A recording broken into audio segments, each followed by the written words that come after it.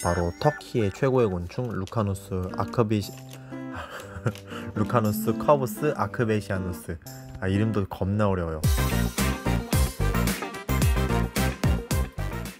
반갑습니다. 퇴근하고서는 나레이션 촬영하는 남자입니다. 오늘 영상 같은 경우에는 일본에 있는 지인분께서 급하게 영상을 보내주셨는데요. 일본에는 경매라는 제도가 있어요. 이 온라인에서 경매를 통해서 곤충들을 낙찰을 받아가지고 이 아이를 입양하는 그런 제도인데요.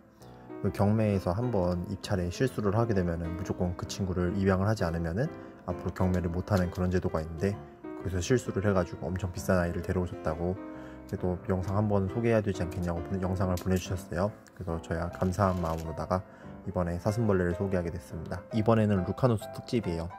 루카누스라고 하면은 다른 이름이 있는 게 아니라 그냥 사슴벌레라고 한국에서 부르는 그런 종류의 사슴벌레인데요. 다른 말로 나가는 참사슴벌레, 깊은산 사슴벌레, 이러한 이름들도 있죠. 한국에는 루카누스 디보우스키라고 해가지고 몸에 살짝 털이 나 있고, 그리고 머리에 방패 같은 게 나 있는 사슴벌레가 있는데, 국내에는 단일종으로다가 이 한 종만 서식을 하고 있어요. 근데 이웃나라 일본에는 이제 4가지 종류의 루카누스가 서식을 하고, 그거 말고도 이제 전 세계에 서식하는 루카누스들을 다 사육을 할 수 있는 그러한 법적인 제도가 있어가지고요. 이번에 있는 이제 사육자분께서도 이 친구들에 대해서 영상을 준비해 주셨어요. 일단 여기서 제일 먼저 보이고 있는 이 종류 같은 경우에는요, 루카누스 머큐리 페모라투스라 해서 일본에 서식하는 이런 참사슴벌레 종류 중 하나거든요. 일단 한국에 있는 루카누스 참사슴벌레하고 비교를 하자면은 머리에 나 있는 이 두순 그 뒤에 있는 돌기로다가 이제 쉽게 구분 가능하고요. 또 내치가 한국종에 비해서 약간 둥글둥글한 차이가 있고, 최대 크기가 70mm가 훨씬 넘어간다는 점에서 한국종과 확연하게 차이가 있죠.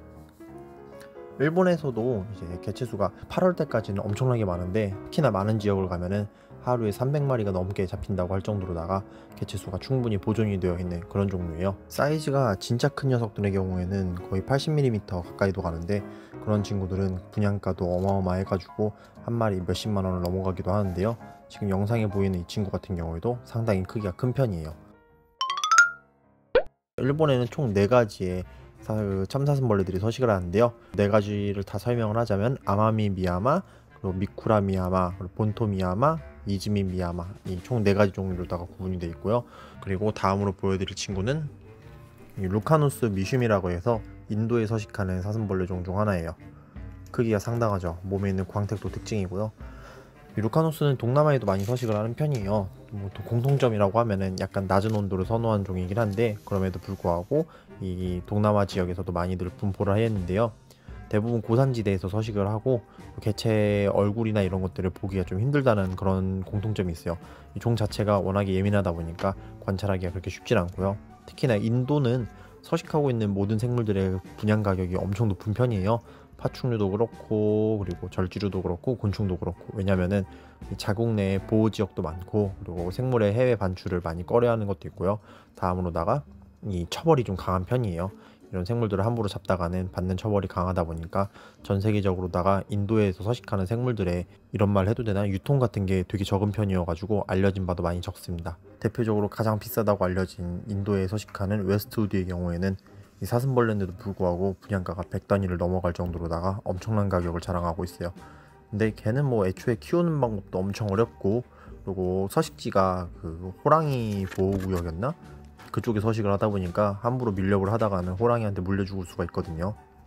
아무튼 인도에 서식하는 곤충들은 알려진 바가 많이 없는데, 거기에 서식하는 이 루카누스 종을 소개하게 된다니 되게 기쁩니다. 그리고 마지막으로 다 소개시켜드릴 아이, 이 친구 정말, 얘를 소개를 제가 한 재작년부터인가 하고 싶었는데 맨날 군침만 흘리고 소개를 못했어요. 왜냐면 분양가가 정말 말도 안 되게 미쳤거든요. 한때는 이 정도는 아니었는데 갑자기 분양가가 올라간 정말 말도 안 되는 곤충, 바로 터키의 최고의 곤충 루카누스 커브스 아크베시아누스. 이름도 겁나 어려워요. 와, 외형 진짜 대박입니다. 진짜 너무 멋있어요. 얘는 외웠어요. 이 루카누스 커브스에는 3가지가 있는데, 커브스 아크베시아누스. 여기 보이는 아크베시아누스의 경우에는 92mm라고 하는데, 95mm가 넘어가면은 정말 말도 안 되는 가격을 형성하고, 92의 경우에도 이 곤충이라 상상할 수 없는 그런 금액대의 분양이 가는데요. 그럼에도 불구하고 정말 인기가 많아요. 그 이유는 진짜 그 사슴이라는 말에 가장 걸맞는 뿔을 자랑하고 있는 게 이 커브스 계열이거든요. 뿔을 보면 정말 너무 멋있어요. 이 유럽권에서도 얘를 특히나 신성시 여기는 사람들이 많아서요. 한때 집시들은 얘네 뿔과 도롱뇽을 잡아서 그걸로 무슨 주술의 재료로 사용했다고 할 정도로다가 대단한 의미는 딱히 없네요. 그냥 떠올라서 해본 말이었어요. 어릴 때 다큐멘터리를 많이 보다 보니까 이 삶에 있어서 특별히 필요하지 않은 지식이 많거든요. 아무튼 이 커브스들의 특히나 또 다른 매력은 몸의 껍데기가 이 키틴질이 되게 좀 남달라요. 얘네들이 장난감 같다고 해야 되나? 그래서 애들이 그냥 걷거나 움직이기만 해도 몸에서 이 키틴질이 비비적대는 소리가 나요. 그게 경고음이 아니라 정말 피규어가 그 비벼지는 그런 소리가 나는데 정말 매력적입니다. 남자의 이런 뭔가 그 영혼 속에는 건담과 로봇이 살아 숨쉬잖아요. 그런 게 이제 현실화된 곤충 같아요. 정말 멋있어요. 근데 외형과는 반대로 내구력은 정말 쓰레기라서 지들끼리 두세 번만 싸우면 몸에 빵꾸가 나는 그런 곤충이에요. 아, 옆모습이 대박이에요. 커브스는 옆에서 봤을 때 이 모습도 정말 멋있어요. 사슴벌레는 위에서 보면 멋있는데 옆에서 보면은 그냥 짝대기 같은 경우가 많은데요. 얘는 옆모습도 정말 최고입니다.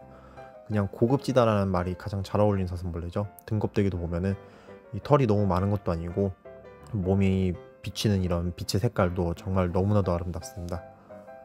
야, 어릴 땐 저는 항상 헤라클레스 장수풍뎅이 키우고 싶었는데 나중에는 여기 있는 커브스 계열의 사슴벌레들을 꼭 키우고 싶다는 그런 생각이 들더라고요. 정말 최고예요.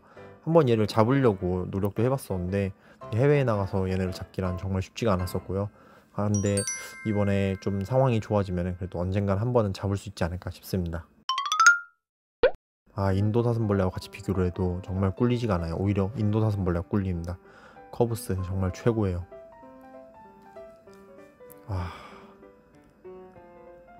이 터키란 나라가 이 생각보다 곤충들이 이쁜 아이들이 정말 많은 것 같아요. 가고 싶진 않지만 벌레는 보러 가고 싶은 그런 나라입니다. 거리가 멀어서 전 비행기 타는 거 힘들어 하거든요.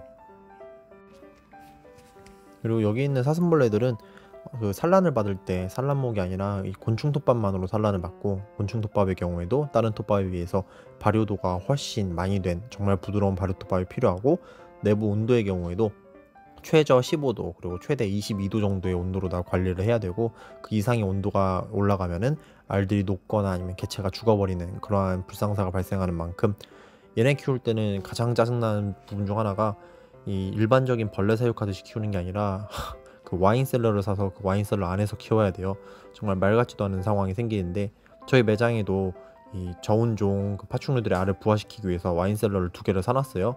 손님들이 오시면은 이 사장이 그래도 와인 좀 먹을 줄 아나 보다 싶어가지고 냉장고 열어보면 거기 도마뱀 알 껍데기 있는 거 보고 놀라거든요.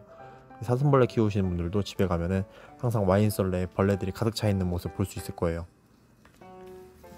배, 정말 곤충들의 배는 최악이라고 하는데 커브스의 배는 멋있습니다. 최고예요. 저희 와이프도 결혼하기 한 일주일 전에 제가 해외에서 이 커브스를 보여줬으면 결혼 날짜가 한 일주일 정도 더 빨라졌을 거예요. 정말 너무 멋있습니다. 부러워 미쳐버릴 것 같아요. 저 커브스를 손에 들고 있는 게 저였어야 되는데 정말 가슴이 찢어집니다. 제가 왜 일본에 갈 때마다 그때마다 얘네가 없는지 모르겠어요. 제가 없을 때만 얘네가 나타납니다. 너무 아쉬워요. 근데 괜찮습니다. 저는 언젠간 잡으러 갈 거거든요. 아무튼 오늘 영상은 이걸로 마무리하고요. 이 세계에는 정말 다양한 사슴벌레들이 서식을 하고 있어요. 이 친구들을 꼭 하나하나 소개시켜 드리도록 하고요. 그리고 한국에서도 언젠가는 이런 외국곤충을 사육을 할 수 있는 날이 왔으면 좋겠어요. 다만 다시 한 번 더 말할게요. 제가 이 말 했다고 정말 많은 욕을 먹었었는데 다시 말할게요. 그냥 막 수입하는 게 아니라 선별적으로다가 국내에 자생을 할 수 없는 종들로다가 정말 많은 선별을 통해서 그래서 수입이 됐으면 좋겠다, 그 말입니다.